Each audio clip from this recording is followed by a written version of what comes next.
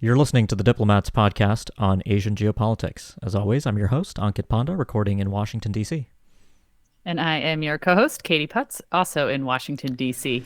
How's it going today, Katie? Going well. It's good to be back.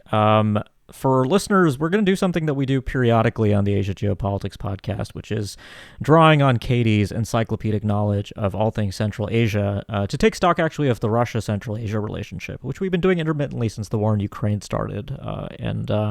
Today, I think we're going to talk about a couple things. I mean, first, we're going to begin by talking about something we didn't talk about back in March when it happened, which was the Crocus City Hall attack in Moscow, which was the worst terrorist attack in Russia in about 20 years, with well in excess of 100 casualties. But more importantly, the Russian security services have alleged that the gunmen involved in the attacks were of Central Asian origin, including some of the co-conspirators. So this has raised, I think, familiar concerns within Russia about the alleged security concerns that arise as a result of certain the sort of well-established people-to-people ties between Russia and Central Asia. So Katie's going to walk us through that a little bit, and then we'll talk a little bit about kind of general Russia-Central Asia relations with some of the developments that have taken place since. But Katie, walk us through a little bit about what our listeners need to know about how the Crocus City Hall attack, I think, factors into the ever-changing Russian attitudes towards Central Asians. Yeah, so I think it's important to underscore that there are millions of ethnic Central Asians in Russia. Many of them have Central Asian citizenships. Many of them have Russian citizenship. Some have been there for generations. Some are newcomers. And so there has always been sort of a precarity for Central Asians in Russia. They are not Russians. They do not look like Russians. They don't speak, well, they speak Russian, but they speak other languages. They're predominantly Muslim, whereas most Russians are not. And so they have always been a significant minority in Russia. And the Crocus City Hall attack really set off a at least momentary increase in xenophobia, sort of really nasty commentary among the Russian sort of social media and the Russian political sphere. But it's not new. Sort of these kinds of incidents have happened in the past. One notable incident was 2017. There was a bombing in the St. Petersburg metro that was ultimately tied to a Kyrgyz-born Russian citizen. And after each of these incidents, there is sort of this surge in xenophobia. It includes abuse and attacks, but it is all sort of part of a consistent sort of reality of difficulty for Central Asians in Russia.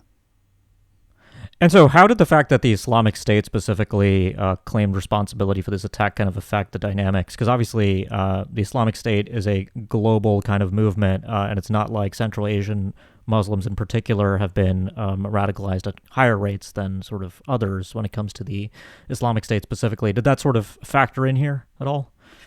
Yeah, so one of the interesting things after the Crocus City Hall attack, we did see Islamic State media claiming responsibility for this attack, sharing some videos with the alleged attackers, and that was widely accepted as reality.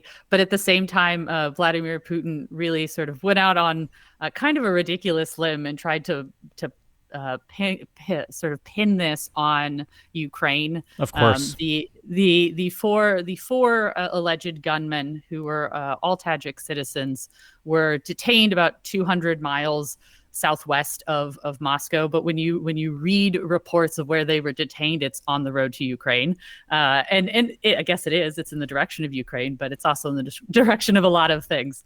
But going back to that, the way that this was kind of discussed is I think most people do agree and believe that the Islamic State orchestrated this. It fits into a pattern of other similar attacks. I think one of the interesting and somewhat overlooked aspects is about 2 weeks before the Crocus City Hall attack, there were two Kazakh citizens who were, I believe, killed in Russia during an anti-terrorist operation that specifically mentioned the Islamic State. It is slipping my mind whether they were just arrested or killed. But That happened like 2 weeks before the Crocus City Hall attack. And around the same time, the United States and a few European embassies started issuing warnings about the possibility of an Islamic State attack in Russia. And then lo and behold, 2 weeks later, there's an Islamic State attack in Russia. And so the sort of responsibility for this likely rests on the Islamic State sort of architecture.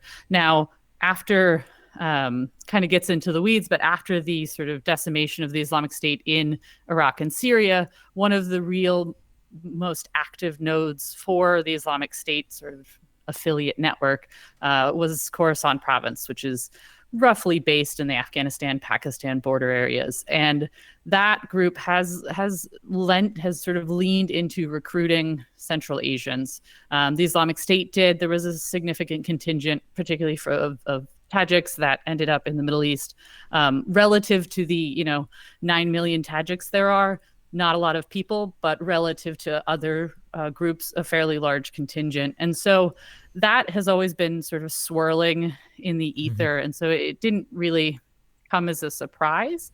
A lot of the Islamic State's propaganda in the last couple of years has included Russia in the list of enemies. So I don't think this was necessarily a surprise. But for Putin, it did present an opportunity for further sort of populist nationalism focusing. It really illustrated kind of the sort of response of the Russian state.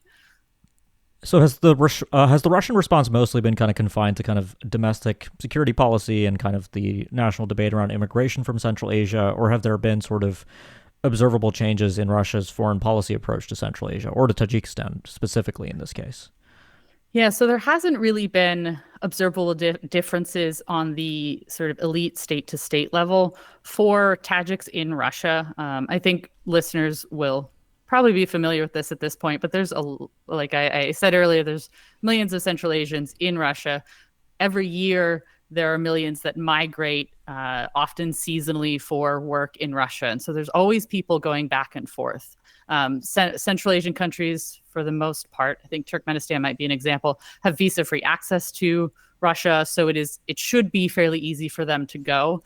But in the last 2 months since the attack, we have seen hundreds, if not thousands, of particularly Tajik citizens who've been denied entry to Russia or sent or deported from Russia. And so there have been some migration difficulties. And it's something that Central Asian leaders have, in limited facets, brought up to Russian policymakers. But it has not really damaged interstate relations, because at the end of the day, for the Central Asian countries from which these people migrate, that need remains. They still need jobs, and Russia is a ready market. And Russia has a serious demographic problem in addition to fighting a war currently, where they need these workers. And so whatever disruption has happened is going to be temporary. And this trade in essentially people is going to continue.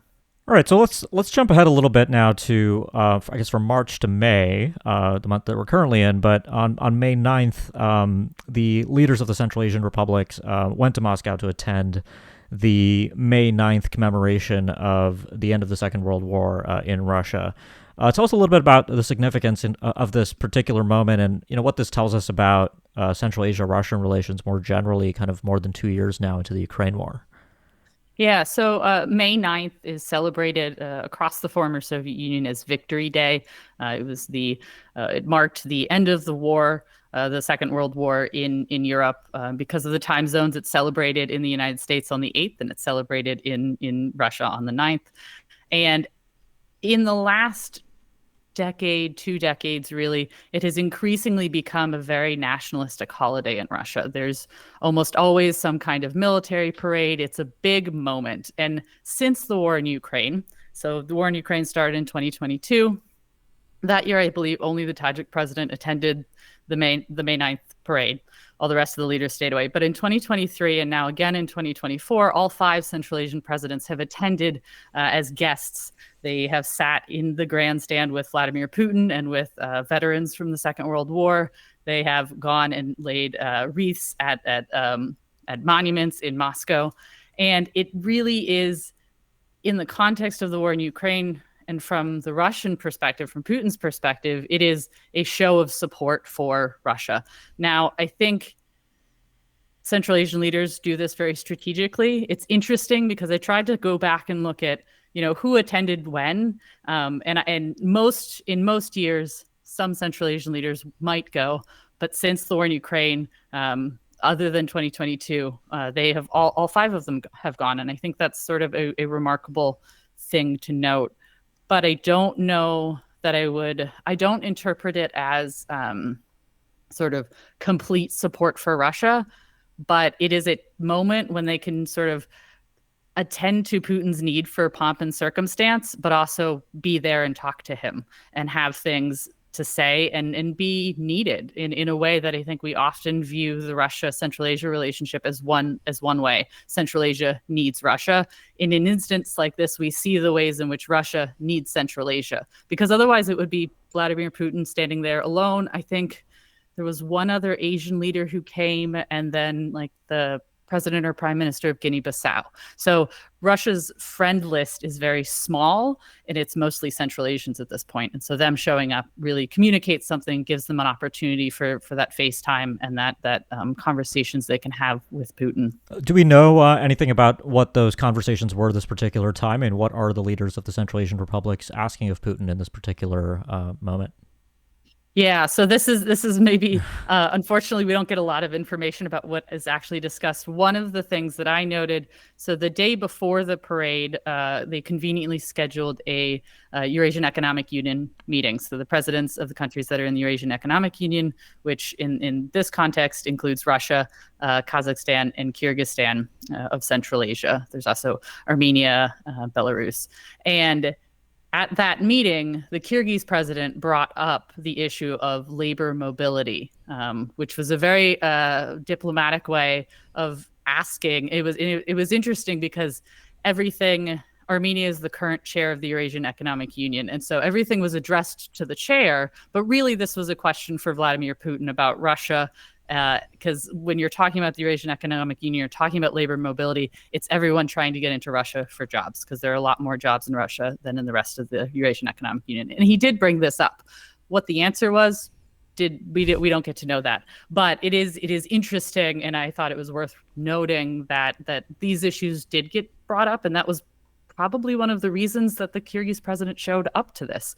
There are other reasons, but it certainly is a solid one to sort of be in those kinds of meetings and have an opportunity to raise those issues, at the same time demonstrating, like, you want me in this room, here's some of the things I'm concerned about. And so that's definitely a big one. All right. Well, Katie, I think we'll leave it there for today. As always, thanks so much for sharing all of your insight about Central Asia in particular, because, I think it's been useful to kind of intermittently revisit this issue, and I guess we'll continue to do that. But thanks for joining me. Yeah, always a pleasure. Great. And for listeners, make sure you subscribe so you can keep up with future episodes of the podcast. And if you've been a subscriber for a while, make sure you leave us a review. You can do that anywhere you get your podcast. We really do appreciate that. And as always, if you have suggestions for content that you'd like to see covered on the podcast, feel free to reach out to either myself or Katie. Thanks a lot for listening, and we'll be back soon with more.